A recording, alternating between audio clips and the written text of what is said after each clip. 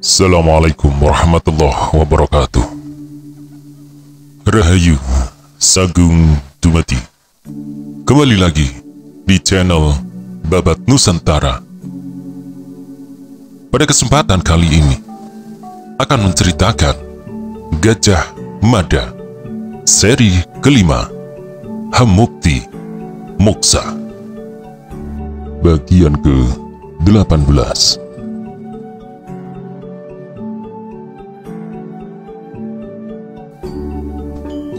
Pradabasu tidak mengubah raut wajahnya, berbeda dengan anak gadisnya yang tegang.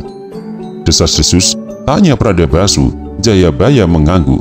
Bisa dipercayakan desas-desus itu? Tanya Pradabasu. Kembali Jayabaya mengangguk. Aku mendapat keterangan dari sumber yang bisa dipercaya. Namun sumber itu tidak bisa menyebut dengan jelas dan tegas keputusan apa yang telah diambil oleh Pancaprabu dalam sidangnya. Pradabasu makin penasaran. Siapa sumbermu itu? Tanya Pradabasu. Tumenggung Macan Liwung, jawab Jayabaya tanpa menyisakan keraguan sama sekali. Aku berbicara langsung dengan Tumenggung Macan Liwung. Dengan demikian aku percaya bahwa siang ini nasib Kakang Gajah Mada akan ditentukan. Apa ia masih seorang Mahapati atau boleh terus melanjutkan pekerjaannya, atau ia akan digelandang sebagai orang pesakitan dan dijebloskan ke dalam penjara. Pradabasu terbungkam mulutnya. Sungguh sulit membayangkan Gajah Mada yang sedemikian perkasa digelandang di penjara. Hal yang demikian ternyata bisa terjadi manakala Gajah Mada melakukan kesalahan yang berat. Jadi begitu? Jayabaya mengangguk. Apa itu berarti Macan Liwung yang ditugasi menyampaikan keputusan sidang itu? Jayabaya menggeleng. Telah aku tanyakan itu kepada Macan Liwung. Macan Liwung mengaku hanya ditugasi mendampingi. Siapa orang yang ditunjuk menyampaikan, Macan Liwung tidak tahu. Dia pertiwi tak mampu menahan rasa penasarannya. Hukuman macam apa yang kira-kira akan diterima Paman Gajah Mada? Apa benar Paman Gajah Mada bisa sampai dihukum mati seperti yang riuh dibicarakan banyak orang? Tanya dia pertiwi. Jayabaya tidak segera menjawab. Namun setelah berapa lama merenung, Jayabaya menggeleng perlahan. Tak mungkin sampai dihukum mati. Kakang Gajah Mada memiliki jasa luar biasa pada negara. Tak mungkin sampai dihukum mati hanya karena kesalahan kecil yang tak sengaja dilakukan itu, jawab Jayabaya. Dia pertiwi merasa ada yang aneh. Paman Jayabaya menganggap apa yang dilakukan Paman Gajah Mada merupakan kesalahan kecil yang tidak disengaja. Pertanyaan tajam dan menyengat itu menyebabkan Jayabaya tidak tahu bagaimana menjawabnya. Entah siapa yang melepas berita bahwa semalam Pancaprabu bersidang dan telah mengambil beberapa keputusan. Salah satu keputusan telah dilihat secara langsung dengan telah diberangkatkannya serombongan orang menuju Sunda Galuh. Pemberangkatan Dharmayaksa Kaisawan dan Kasogatan ke Sunda Galuh jelas berasal dari keputusan Pancaprabu. Dari pemikiran itu, lalu muncul pertanyaan lain, keputusan apa yang diambil Pancaprabu terkait dengan Gajah Mada? Berbagai lontaran pertanyaan dan pendapat hilir mudik serta menjadi pembicaraan halayak, lalu merebak melalui kedok tular. Maka sebagaimana kemarin, hari ini Istana Kepatian kembali riuh dijejali banyak orang. Semua yakin bahwa pada siang yang makin terik itu, kepada Pati Gajah Mada akan disampaikan keputusan yang telah diambil Pancaprabu. Kira-kira keputusan macam apa yang diambil Pancaprabu? Tanya seorang laki-laki tua bertubuh kurus kepada laki-laki berkepala botak di sebelahnya. Lelaki botak yang berbibir tebal itu tidak segera menjawab. Aku tidak tahu, tetapi aku berharap bukan hukuman mati. Lelaki tua bertubuh kurus itu terkejut mendapat jawaban macam itu. Dengan kesalahan sedemikian berat, ucapnya, kau berharap Gajah Mada tidak dihukum mati. Kesalahan itu terlalu besar untuk sebuah hukuman yang ringan. Kita harus melihat apa hukum benar-benar akan ditegakkan. Selama ini kitab undang-undang Kutara Manawa hanya menjangkau orang kecil seperti kita. Maling ayam saja dijebloskan ke paku jaran sampai beberapa tahun lamanya. Sekarang aku ingin melihat seberapa berat hukuman yang akan diterima Sang Maha Mantri Mukya. Bayangan kesalahannya membunuh raja dari sebuah negara yang berdaulat, membunuh permaisuri dan anaknya serta menumpas habis pengawalnya. Hukuman macam apa yang pantas diberikan kepada Gajah Mada? Kurasa untuk kesalahan Gajah Mada itu, hukuman yang layak hanyalah hukuman mati. Lelaki berkepala botak bertubuh agak gemuk itu merasa tidak nyaman. Begitu? Ya, aku yakin sebentar lagi Mahapati Gajah Mada pasti akan dijemput pasukan Bhayangkara. Jawab lelaki kurus itu. Lelaki gemuk itu terperangah. Penjemputan oleh pasukan Bhayangkara? Lelaki tua berbadan kurus itu rupanya memiliki keyakinan berdasar nalar. Cobalah bertanya kepada dirimu sendiri, jika hari ini akan dibacakan keputusan atas nasib Gajah Mada, apa kau pikir tidak akan memunculkan pertikaian? Jika hukuman itu terlalu ringan, banyak orang akan marah. Sebaliknya, jika Gajah Mada sampai dihukum mati, juga akan banyak orang yang marah. Apapun kesalahan Gajah Mada, ia punya pendukung yang tak sedikit dan membuta. Itu sebabnya aku yakin Mahapati Gajah Mada akan dijemput oleh pasukan khusus Bhayangkara, karena hanya pasukan itu yang berani dan mampu melaksanakan tugas berat macam itu. Menangkap dan menyeret Gajah Mada jelas bukan jenis pekerjaan mudah. Orang bertubuh gemuk itu terperangah. Ia tidak menduga sahabatnya yang selama ini terlihat bodoh itu ternyata memiliki penalaran yang sangat masuk akal.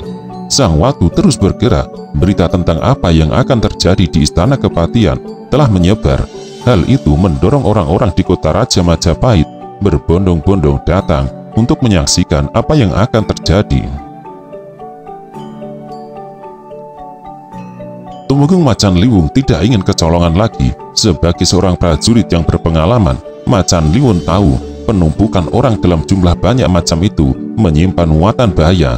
Itu sebabnya sejak awal Tumenggung Macan Liwung telah menjatuhkan perintah kepada segenap prajurit Bhayangkara untuk melakukan penjagaan secara ketat terhadap Istana Kepatihan, tetapi tanpa mengurangi penjagaan yang ketat atas Istana Raja. Ratusan prajurit, baik yang berpakaian lengkap dengan tanda kesatuan dan pangkat maupun yang tidak, menyebar ke segala penjuru. Tumenggung Macan Liwung yang merasa kekuatan yang digelarnya itu masih belum cukup untuk segera meminta bantuan dari bangsal kesatrian yang ada di kota raja. Dengan kekuatan sedemikian besar, dijamin keadaan bisa dikendalikan. Dengan penuh minat dia Pertiwi memperhatikan suasana ramai, tetapi senyap itu tak banyak orang yang berbicara keras. Nyaris semua orang berbicara sambil berbisik. Perhatian dia Pertiwi segera tercuri. Ada sesuatu yang menurutnya luar biasa. Ia mengamit tangan ayahnya. "Apa?" tanya Pradabasu. "Lihat itu," balas dia Pertiwi sambil tangannya menuju ke sebuah arah. Yang menjadi perhatian dia Pertiwi adalah seorang gadis muda yang berjualan makanan. Pradabasu segera mengerutkan kening. "Kau ingin beli?" tanya ayahnya. "Tidak," jawab dia Pertiwi. "Aku hanya melihat gadis itu cukup pintar dalam memanfaatkan keadaan." Pradabasu dan Jayabaya tidak segera tahu kemana arah pembicaraan dia Pertiwi. "Memanfaatkan keadaan bagaimana?" tanya Pradabasu. Dia Pertiwi tak henti-hentinya tersenyum. Ia penjual makanan yang pintar memanfaatkan keadaan demi keuntungannya. Mumpung keadaan sedang ramai seperti ini, ia berjualan. Tentunya jualannya laris. Ia pasti berpikir, andai kata tiap hari bertemu dengan keramaian macam ini, pasti keuntungan yang ia peroleh lumayan banyak, jawab Pertiwi. Pradabasu dan Jayabaya akhirnya ikut memperhatikan gadis muda penjual makanan itu. Meski bagi dia Pertiwi kegiatan penjualan makanan itu menarik perhatiannya, bagi Pradabasu sama sekali tidak ada yang layak untuk diperhatikan. Akhirnya ketika matahari memanjat kian tinggi dan mulai mendaki puncaknya, kerumunan orang itu bergerak. Orang-orang yang semula menunggu sambil duduk segera berdiri untuk melihat apa yang terjadi. Semua orang menoleh ke arah kanan. Pradabasu dan Jayabaya ikut memperhatikan arah yang sama untuk melihat ada apa di sana. Namun sejenak kemudian, Bradabasu sama bingungnya dengan yang lain. "Ada apa?" bisik seorang kepada lelaki di sebelahnya. Entah, orang yang mengenakan ikat kepala dari batik ulung menjawab. "Kenapa orang-orang berdiri?" Orang pertama kembali bertanya. "Lah, mana aku tahu?" jawabnya. Bradabasu dan Jayabaya tertawa geli serta ikut mengumpat, karena ternyata tidak ada sesuatu pun yang menarik perhatian. Kerumunan orang yang semula berdiri itu duduk kembali, akan tetapi sejenak kemudian orang-orang yang telah duduk itu bangkit lagi ketika dari arah barat seorang prajurit membalapkan kudanya. Dia berdiri tak kuasa mencegah degup jantungnya karena merasa mengenal prajurit muda yang membalap dengan kencang itu. Bradabasu dan Jayabaya juga mengenalnya. Dengan penuh keyakinan, prajurit muda itu langsung masuk ke halaman istana kepatihan. Gajah Enggon segera bangkit menyambutnya. Gajah Enggon tahu prajurit muda itu tentu membawa berita yang sangat penting. Lebih dari itu, perhatian Kanuruan Gajah Enggon memang layak tersita, karena prajurit muda yang meloncat turun dari kuda dan langsung mendatanginya itu adalah Gajah Segara. "Ada apa?" tanya Gajah Enggon. Gajah Segara menyempatkan memberi hormat kepada Gagak Bongol. "Aku mendapat tugas menyampaikan kepada Paman Gajah Mada agar mempersiapkan diri. Keputusan akan segera dibacakan," jawab Gajah Segara. Kanuruhan Gajah Enggon memandang Gajah Segara tajam. "Begitu? Saat ini pamanmu Gajah Mada sedang tidur. Apa harus dibangunkan?" tanya Gajah Enggon. Gajah Segara mengangguk. "Ya, kau sendiri yang harus menyampaikan atau ayah yang mewakilimu?" tanya Gajah Enggon lagi. Gajah Segara menimbang, akan tetapi Gajah Segara merasa lebih nyaman ayahnya saja yang menyampaikan berita itu kepada Gajah Mada. "Ayah saja," jawabnya. Gajah Enggon termangu. "Kau yakin?" Gajah Segara mengangguk. Pembicaraan yang terjadi antara Gajah Segara dan Kanuruhan Gajah Enggon itu segera menarik perhatian dan memancing rasa ingin tahu. Rakyat yang dilibas rasa ingin tahu berdesakan mendekat. Akan tetapi Gajah Segara segera melambaikan tangan sambil kembali meloncat ke atas kudanya. Sejenak kemudian Gajah Segara membalap balik arah, meninggalkan rasa penasaran dan berbagai penafsiran yang dengan segera merebak beranak pinak. Timbunan orang yang berjejal itu segera saling berbisik dengan orang di kiri dan kanannya, sehingga menimbulkan suara mirip ribuan ekor tawon. "Ada apa dengan kakang Gajah Segara itu, ayah?"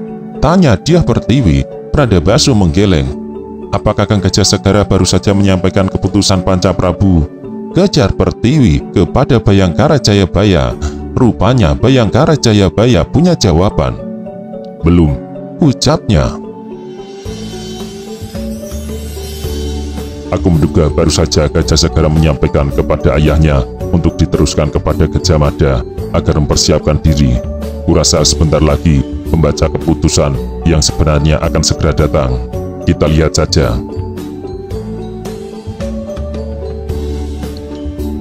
Pendapat Bayangkara Jayabaya benar. Setelah menerima pesan dari anaknya, Kanuruhan Gajah Enggon yang didampingi Pasangguan Gagak Bongol masuk ke ruangan dalam. Gajah Mada yang berusaha untuk tak peduli dan pilih membuang waktu dengan berusaha tidur, merasa sangat terganggu ketika Gajah Enggon mengetuk pintu biliknya. Di ruang tengah juga di halaman belakang, dengan mengintip lewat jendela dan pintu yang sedikit terbuka, para prajurit ingin mengetahui ada apa. Namun mereka layak merasa kecewa karena Gagak Bongol menutup pintu. Tak seorang pun tahu apa yang dibicarakan di dalam bilik. Mahamantri Mukya Gajah Mada bangkit dan duduk di sudut tembaringan. "Ada apa?" Gajah Mada langsung bertanya. Gajah Enggon dan Gagak Bongol saling lirik. "Kau sudah tahu bagaimana keadaan di luar?" tanya Gajah Enggon. Gajah Mada mengerutkan kening. "Memang ada apa di luar sana?" balas Gajah Mada.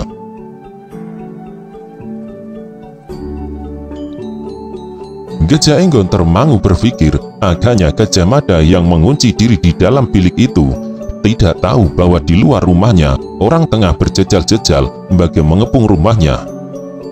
"Bukalah jendelamu dan lihatlah," kata Gajah Enggon. Gajah Mada menuruti permintaan itu. Mahapati Gajah Mada melihat ternyata rumahnya kembali dikepung orang banyak. Gajah Mada mengarahkan pandang matanya ke arah lain, tetapi mendapati hal yang sama. "Juga di belakang rumahmu," Gajah Enggon menambah. Wajah Gajah Mada membahasakan rasa herannya. Seringai mulut dan kerut keningnya mempertajam warna hatinya. "Apalagi yang akan mereka lakukan?" tanya Gajah Mada sambil berbalik. "Mereka akan menghancurkan rumahku atau bagaimana? Kalau mereka akan melakukan itu, apa mereka pikir aku tidak mampu menghadapi dan menghancurkan mereka?" ucap Gajah Mada penuh gejolak. Gajah Mada kembali mengintip keluar dan memperhatikan segala arah. Sebenarnya Gajah Mada merasa tidurnya tidak nyenyak, akan tetapi keadaan yang demikian senyap menyebabkan ia tidak tahu rumahnya kembali didatangi banyak orang. Gajah Mada merasa jengkel karena prajurit pengawal istananya tidak membangunkannya. Keadaan kali ini berbeda, Gagak Bongol yang menjawab. Gajah Mada segera penasaran. "Apanya yang berbeda?" balasnya. "Kali ini mereka datang untuk menyaksikan tontonan. Setidaknya orang-orang itu beranggapan seperti itu," balas Gagak Bongol. Gajah Mada bertambah penasaran. "Menonton apa? Aku dijadikan tontonan begitu?" balasnya dengan perasaan amat tidak suka. Dengan bertolak pinggang dan pandang mata menunjukkan perasaan sangat tidak senang, Gajah Mada menggerayangi wajah Gajah Enggon dan Gagak Bongol bergantian. Gagak Bongol tersenyum tipis dan menyerahkan sepenuhnya kepada kanuruan Gajah Enggon untuk menjelaskan semuanya kepada Gajah Mada. Dari jendela yang terbuka, Gagak Bongol mengintip orang-orang yang berjejal di luar. Gagak Bongol menyapukan pandang dari ujung ke ujung. Tatapan mata Gagak Bongol terhenti di raut wajah seseorang. Ia merasa mengenal orang itu, tetapi ia belum yakin. Namun melihat gadis yang berada di sebelahnya, Gagak Bongol segera tersenyum. Agak sulit mengenali Pradabasu karena ia telah banyak berubah. Gagak Bongol lalu memperhatikan laki-laki di sebelah Pradabasu.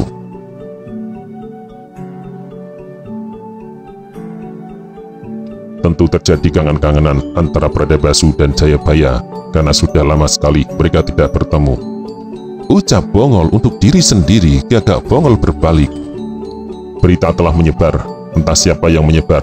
Menurutku juga tidak ada gunanya melacak. Bermula dari desas-desus yang mengatakan bahwa semalam sidang Pancaprabu telah mengambil keputusan. Di antara keputusan itu adalah telah diutusnya para Dharma Yaksa ke Sunda Galuh. Lalu," kata Gajah Enggon.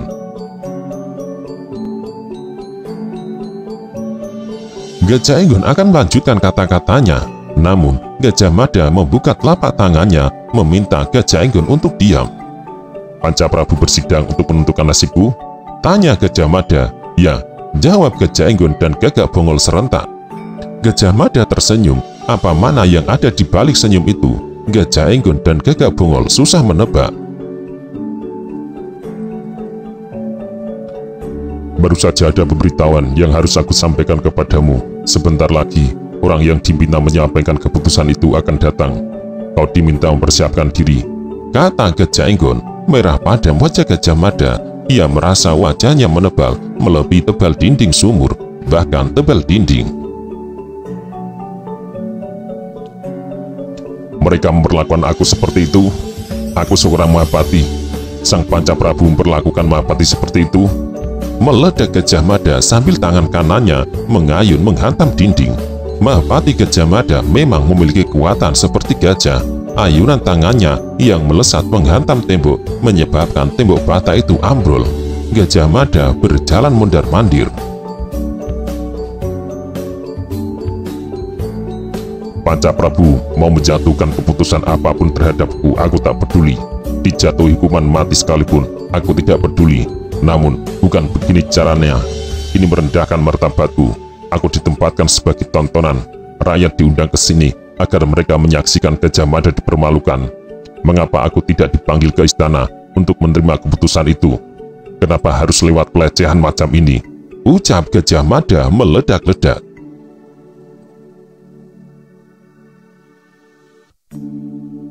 Gajah Mada meraba kepalan tangannya yang berdarah, namun sama sekali tidak ia rasakan pedihnya luka itu. Sebenarnya kalau aku mau, apa yang bisa mereka lakukan kepada Gajah Mada? Tanyanya. Dada Gajah Enggon dan Gagak Bongol berdesir. Gajah Enggon dan Gagak Bongol sangat memahami yang dimaksud mereka oleh Gajah Mada. Itu adalah Sang Prabu Hayam Wuruk, ibunya, ayahnya, bibinya, dan pamannya. Gajah Mada bahkan menyebut nama Hayam Wuruk begitu saja tanpa menyebut kehormatan sebagaimana mestinya. Luapan perasaan yang demikian itu merupakan pertanda Gajah Mada telah kehilangan rasa hormatnya kepada Panca Prabu. Kanuruan Gajah Enggon dan Pasangguan Gagak Bongol saling lirik, namun sang waktu memang terasa bergerak cepat.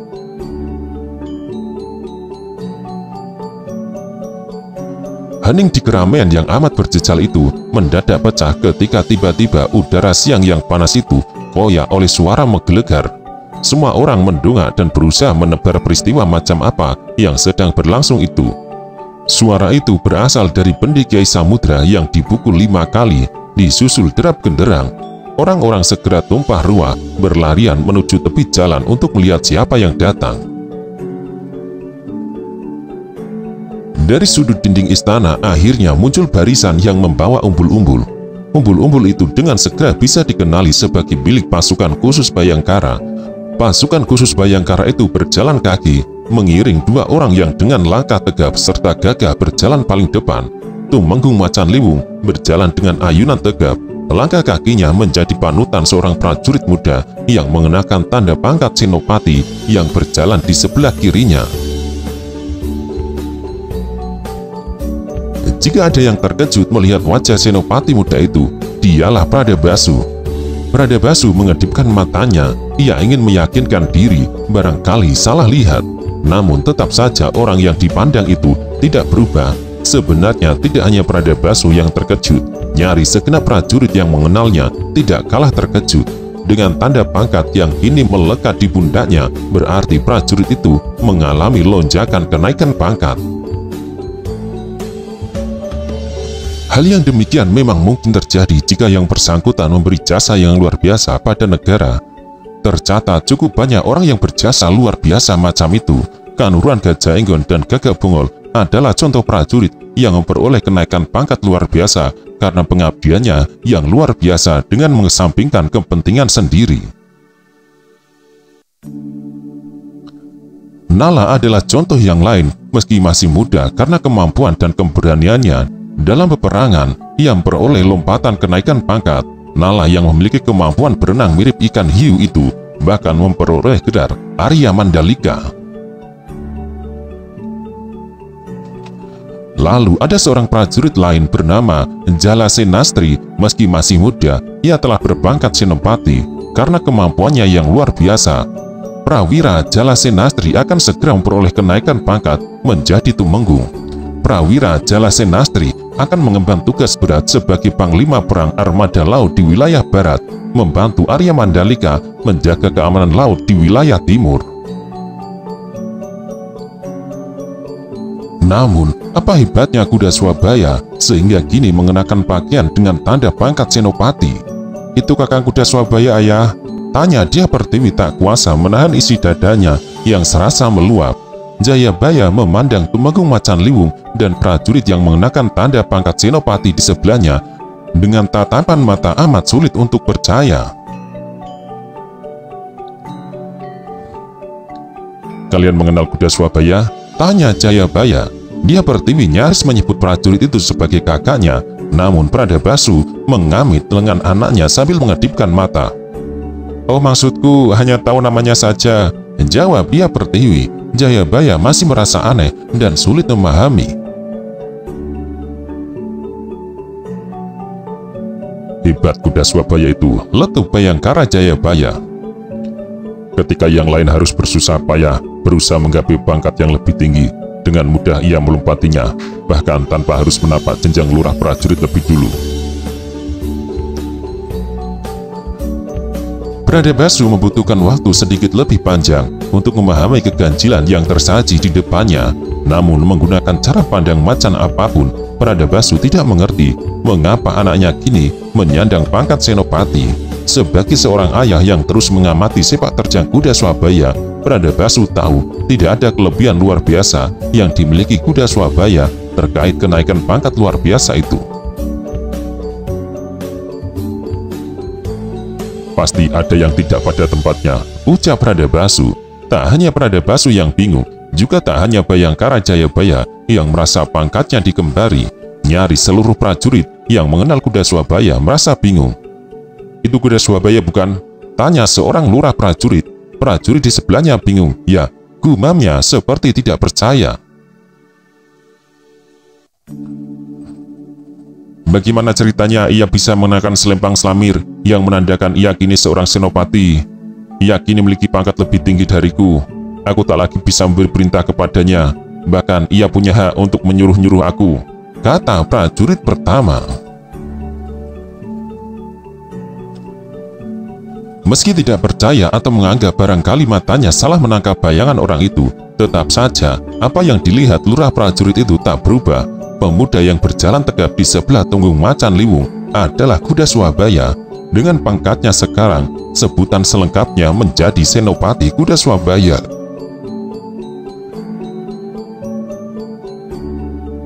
Siapa yang beri pangkat dengan kelompatan setinggi itu? Letup seorang dengan perasaan aneh.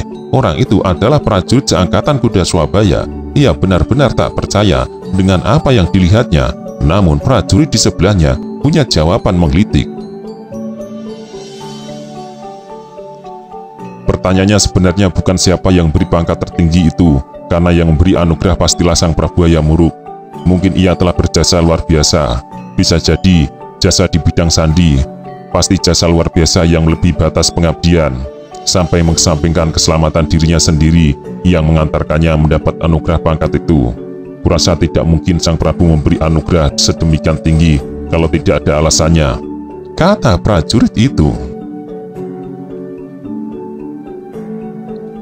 Penjelasan itu masuk akal, namun prajurit yang mengenal kuda Swabaya itu tetap saja merasa ada sesuatu yang janggal. Selama ini tidak pernah terdengar warta yang menyebut pengabdian dan jasa luar biasa itu. Berbeda dengan jasa luar biasa yang dibuat Nala, yang gaungnya terdengar hingga senusantara.